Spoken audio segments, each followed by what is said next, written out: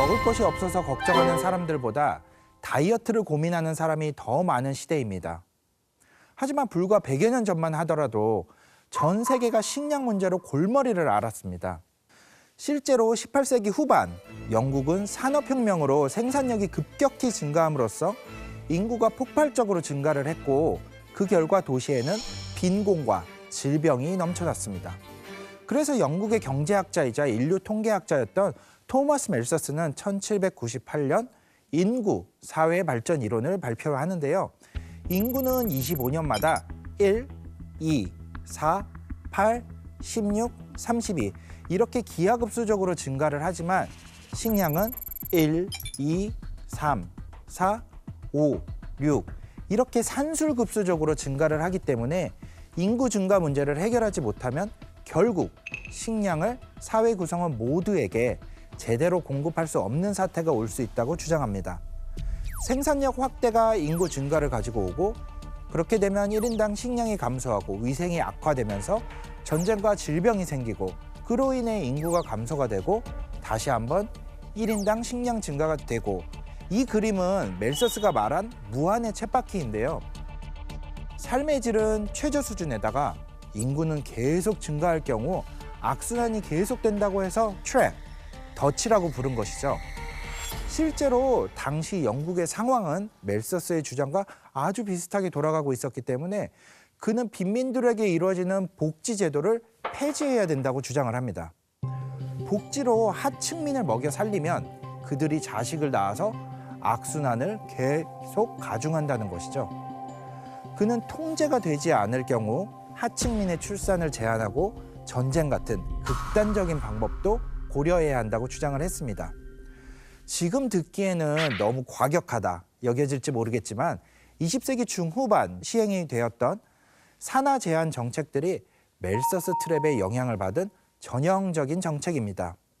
한국에선 하나만 낳아 잘 기르자라는 구호로 산하 제한 정책을 실시했었고 중국 역시 한 자녀 정책을 고수하다가 최근에 와서야 두 자녀 정책으로 완화를 했습니다. 멜서스의 주장은 이후 100년이 넘도록 살아남았다. 살아남은 수준이 아니라 한때는 정설로 받아들여져 시대를 지배했다. 이후 밝혀진 과학적 사실 또한 그의 주장을 뒷받침했다. 농업기술이 아무리 발전하고 노동력을 아무리 투입해도 식량 생산은 늘어나는 인구를 감당할 수 없다는 것이다. 그런데 멜서스가 그렇게 걱정하던 식량 문제가 마법처럼 어느 한순간 사라졌습니다.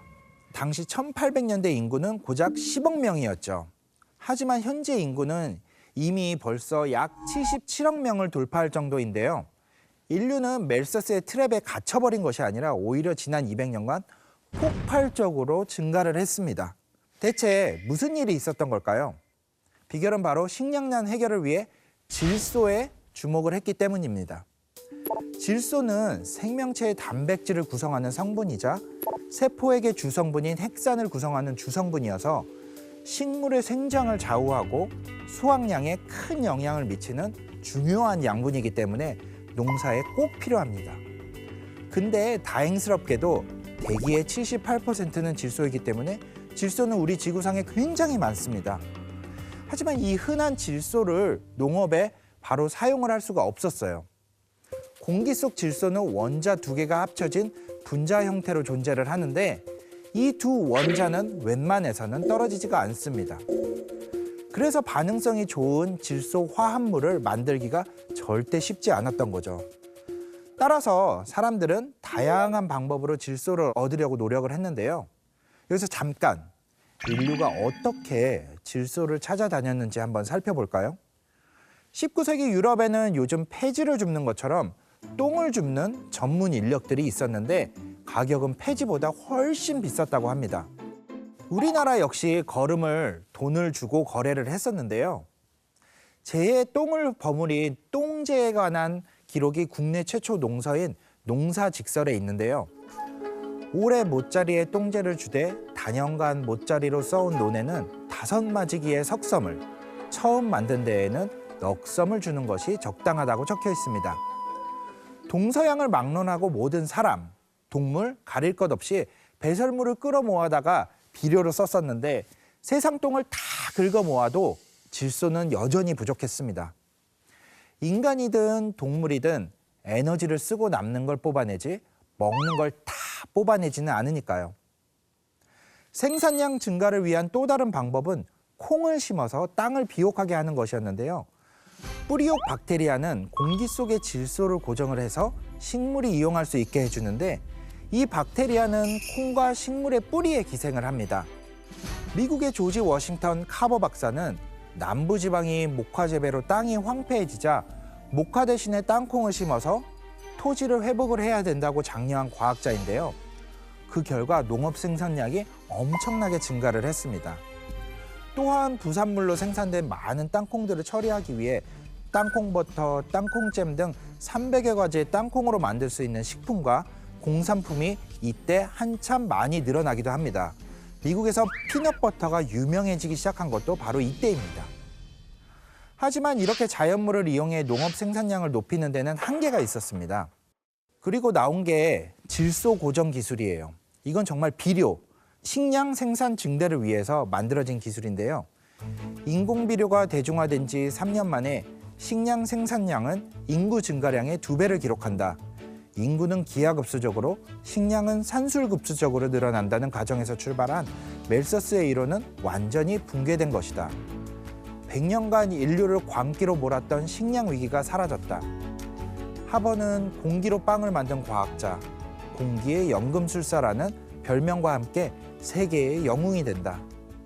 식량 문제 해결을 위해 연구를 거듭하던 독일의 프리츠 하버 박사는 고온, 고압의 상태에서 촉매를 이용해 질소 분자 하나와 수소 분자 3개로 구성된 암모니아 분자를 얻는 공정을 개발해서 질소 비료를 만드는 데 성공을 하고 1918년 노벨 화학상을 수상을 합니다.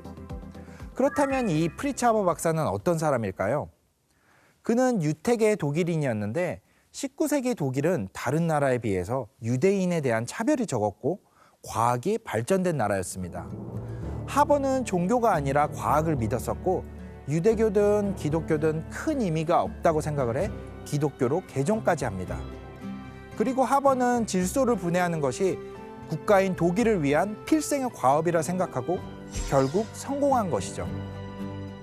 조국 독일을 사랑해서 개발한 하버의 암모니아 합성법을 연구하면서 나온 여러 기술들은 1차 세계대전 당시 최악의 무기 중에 하나였던 독일군의 독가스 제조에도 쓰이게 됩니다.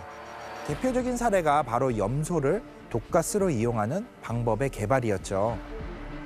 염소를 이용한 독가스 개발에 성공한 그는 1915년 제2차 이프르 전투에서 대규모 살포를 시행을 하게 되는데 이 가스에 노출이 되면 일단 눈이 멀고 숨을 쉬면 코 속의 점막을 녹이고 폐로 들어가 물과 결합하면 염산이 되어서 장기를 녹여버립니다.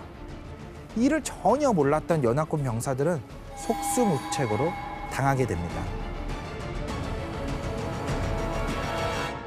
하버의 독가스가 연합군에 처음 쓰인 날 독일 브레슬라우 대학교의 최초의 여성 화학 박사였던 부인 클라라는 언론에 남편의 연구는 만행이며 과학을 악용하는 짓이다라고 비난을 했다가 남편의 권총을 꺼내 가슴을 쏴 자살을 합니다. 하지만 아내의 극단적인 선택도 하버를 멈추지는 못했고 다음 날 부인의 장례를 어린 아들에게 맡긴 채 독가스를 살포하기 위해 전선으로 향하는 기차에 몸을 실었죠. 그러나 1차 대전 이후 집권한 나치는 모든 것을 바쳐서 독일에 충성한 하버를 인종법에 의해 유대인이라고 추방을 시켜버립니다. 하버는 가족까지 버리며 조국 독일을 사랑했지만 그 사랑은 단지 짝사랑일 뿐이었습니다. 그리고 그는 조국을 떠나 망명길에 오르지만 독가스 개발자라는 악명이 그에게는 그림자처럼 따라다녔고 결국 심장마비로 쓸쓸히 사망을 하게 됩니다. 이후 하버의 독가스 연구를 이어받은 독일의 과학자들은 치클론 B라는 독가스를 완성을 하고 이 독가스는 유대인 학살에 사용이 되었죠. 아인슈타인은 하버의 죽음을 전해 듣고 이런 말을 남겼다고 합니다. 유대계 독일인의 비극, 짝사랑이 낳은 비극. 하버가 완성한 질소 고정 기술은 수많은 사람을 살렸던 기술인 동시에 수백만 명을 죽음에 이르게 하는 기술이었습니다. 기술의 결과가 양극단이었지만 그 시작은 같았습니다. 조국 독일을 위한 마음. 과연 우리는 그를 어떻게 바라봐야 하는 것일까요? 그의 잘못은 훌륭한 사람이 한순간 저지른 실수가 아니다. 그가 비료를 개발한 것도 화학무기를 개발한 것도 오직 조국의 번영을 위해서였다. 그러니 우리는 결과만을 놓고 하나는 옳은 것이었고 하나는 그른 것이었다고 판단할 수가 없다. 그는 어떤 사악한 빌런보다 강력한 빌런이다. 영화 속 최후의 빌런은 악의가 아니라 신념으로 무장하고 있다. 실질적으로 러시아 우주 프로그램을 발전시키고 체계화했던 사람은 세르게이 코뇰로프입니다.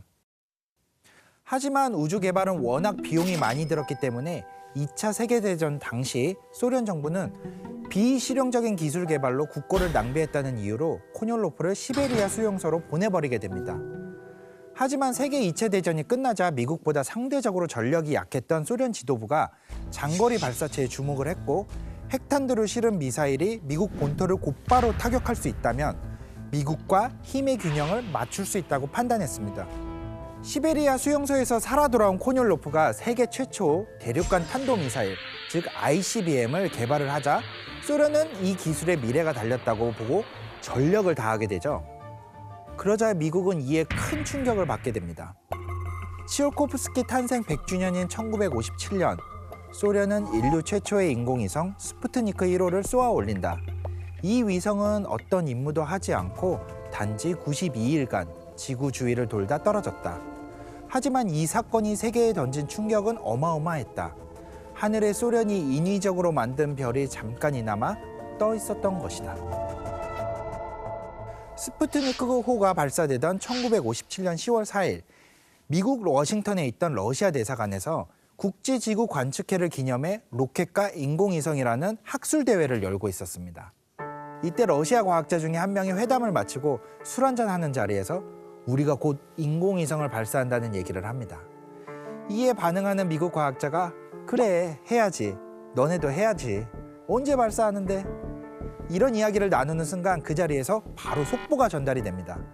러시아가 스푸트니크 1호, 즉 세계 최초의 인공위성을 발사에 성공했다는 속보였습니다.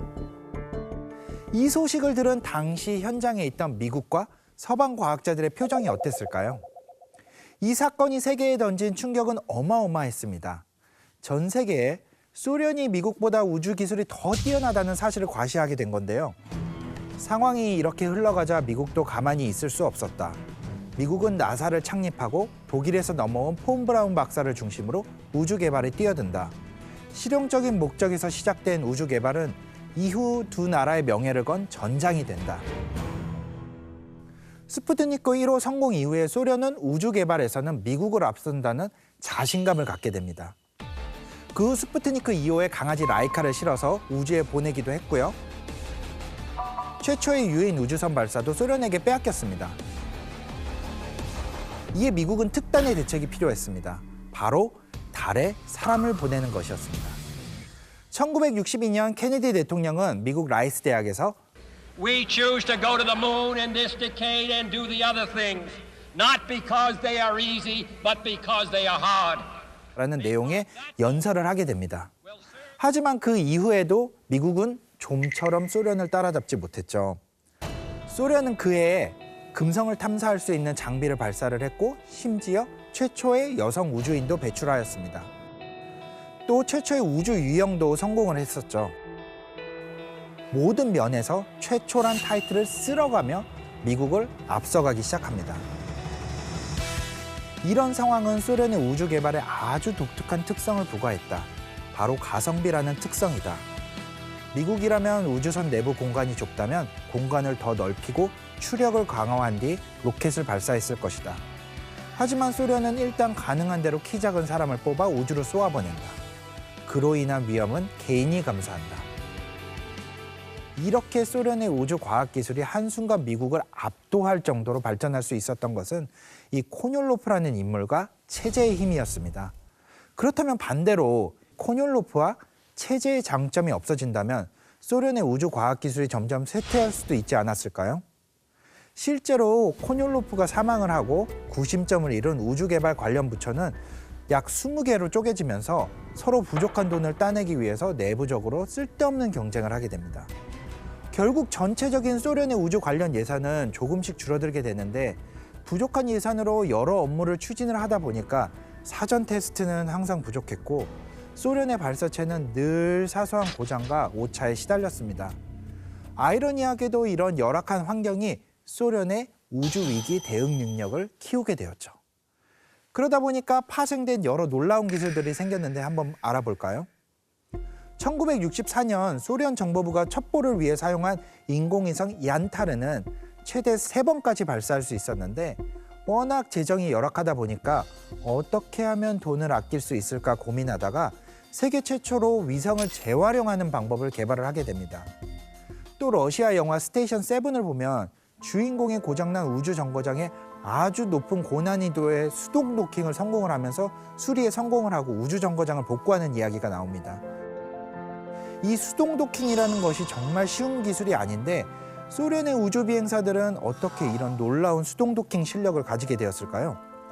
소련 붕괴 후 러시아는 심각한 자금난을 겪었기 때문에 우주 비행사도 임무에 따라 인센티브를 받게 되었습니다. 인센티브 제다 보니까 당연히 보너스도 있었겠죠. 그게 뭐냐면 기계 고장으로 자동 도킹이 불가능한 상황에서 수동으로 도킹을 성공을 하면 성과급이 지급이 되는 거였어요. 그런데 이 제도가 만들어진 뒤에 도킹을 할 때마다 기계에 문제가 생겨서 수동 도킹을 해야 되는 상황이 계속 늘어나게 된 겁니다. 왜 그랬을까요? 러시아 우주인들의 보너스를 받기 위해 관제소에서 비상 상황이 발생했다고 거짓 보고를 한 다음에 일부러 수동 도킹을 하게 된 거죠. 그렇다고 러시아 우주인들이 단순히 돈 때문에 일한 것만은 아닙니다.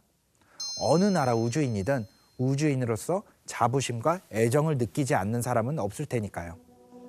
소련의 우주 개발사를 찬찬히 살펴보면 눈물이 날 정도로 처절한 순간이 많다. 하지만 그곳에는 꿈을 이루려는 일군의 노동자가 있었다.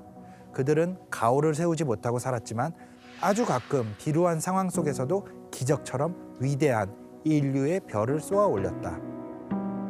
늘 돈에 쪼들리던 소련 우주인들이었지만 자부심만큼은 대단해서 소위 가오만큼은 미국 우주인들보다 컸습니다. 그런데 이 때문에 엄청난 실수를 저지르기도 합니다. 1972년도에 미국이 아폴로와 소련의 소유주를 도킹하는 프로젝트가 합의가 됩니다. 미국과 소련이 함께한 최초의 우주협력 프로젝트인데 소련은 이 기회에 미국에 뒤처지지 않는다는 걸 증명해야 한다는 강박이 있었어요. 이때 미국은 우주선 1대와 우주인 6명을 참여를 시켰는데 소련은 우주선 7대, 우주인 8명을 참여시킵니다. 미국이 혹시나 있을 기술 유출에 대비해 성의를 보이는 정도로만 참여를 했다면 소련은 쓸개까지 빼서 자신들의 기술력을 자랑을 한 거죠. 그러다 보니 이 합동 프로젝트 이후에 미국은 소련이 어떻게 작전을 수행하고 어떤 기술을 사용하는지 대부분 파악할 수가 있었고 이는 이후 미국 우주 기술이 소련을 앞지르는 데 큰 도움을 줍니다. 한때 세계를 호령하던 소련의 우주 개발은 소련이 붕괴된 후에 급격하게 무너집니다. 소련 붕괴 후에 우주과학, 수학, 기초과학 등 다양한 분야의 인재들이 해외로 빠져나가게 되고 또한 소련제 무기와 로켓이 이 시기에 공식적, 비공식적으로 제3세계에 퍼져나가게 된 것이죠. 이후 러시아는 전 세계 우주 산업의 하청업체가 되었고 소련의 허세가 쏘아올린 작은 공은 민간 기업이 주도하는 우주 개발 시대를 연 토대가 되었습니다.